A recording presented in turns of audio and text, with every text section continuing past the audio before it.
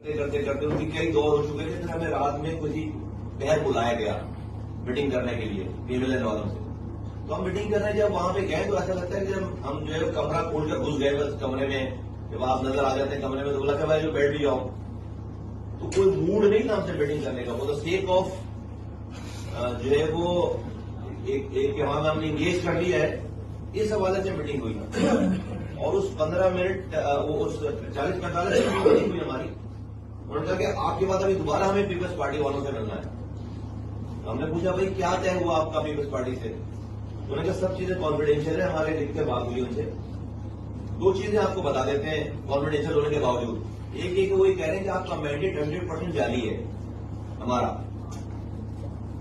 सबका 60% होगा, 50% होगा। हमारा पीपल्स पार्टी कह रही है, पीएमएल कह रही है कि पीपल्स पार्टी कह रही है कि हमारा 100% मैंडेट जारी। कॉन्फिडेंशियल में सारी बातें नहीं बताई, ये वाली बात बताई हमें कि हमारा 100% मैंडेट जारी है। दूसरा ये बताया कि हमारे नंबर पूरे हैं। पीपल्स पार्टी वाले कह रहे हैं कि पीएमएलएन और पीपल्स पार्टी मिलाकर नंबर पूरे हैं, तो एमक्यूएम को बाहर निकालने की जरूरत नहीं है। अब ये पता होना चाहिए हमें ना कि भाई हमें कल को हमारी वो बात अगर कोई नहीं सुन रहा, नहीं मानी जा रही, तो पता होगा कि मूड क्या है। ये पता होना, मेरा कहना है कि पता होना चाहिए इस वाली बात को सबको। उनके नंबर पूरे हैं, उनके नंबर पूरे हैं और पीपल्स पार्टी का ये असरार है कि भाई एमक्यूएम की जरूरत नहीं है। ये दो बातें उन्होंने हमें पहली मीटिंग में बताई।